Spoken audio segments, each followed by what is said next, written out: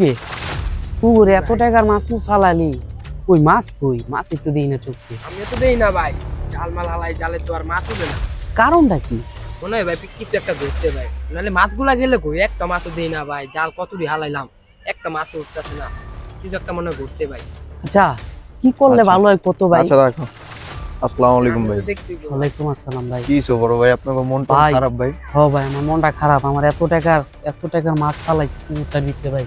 এই পুকুরটার ভিতরে বুঝতেছি না, আমি যখনই জাল ফালাই মাছ ওঠে না ভাই আমার, বুঝছেন? মাছ উঠে না? না না, এই পুকুরে ভাই মাছ উঠে না?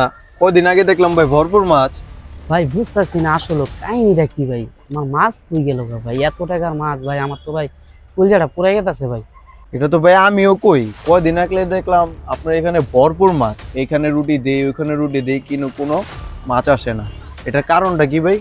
আসলে ভাই কারণটা আমিও জানতাছি না ভাই, বুঝতাছি না কারণটা কি, বিশেষ কারণটা কি।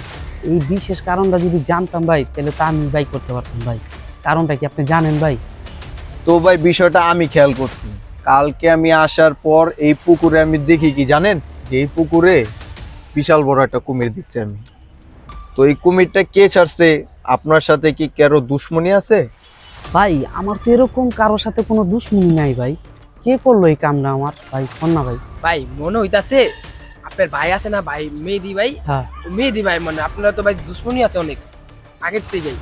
মনে হয় ভাই কুমিরটা হ্যাঁ ছাড়ছে। তুই কি শিওর মেয়ে দিয়ে কাজটা করতে পারছে? ভাই দুশ্মনী তো হের লগে ছাড়া আর কার লগে দেখতেছি না ভাই, আপনার লগে হের লগে বাদ যে একটা দুশ্মনী ঘটা লাইছে। তো ভাই বিশেষ কারণ হইছে এটাই, আপনি খাল কাটতে এই কুমিরটারে আনছেন। ভাই রে বা। সত্য থেকে সকলে সাবধান অবলম্বন করুন, নয়তো ক্ষতিগ্রস্ত আপনিও হতে পারেন।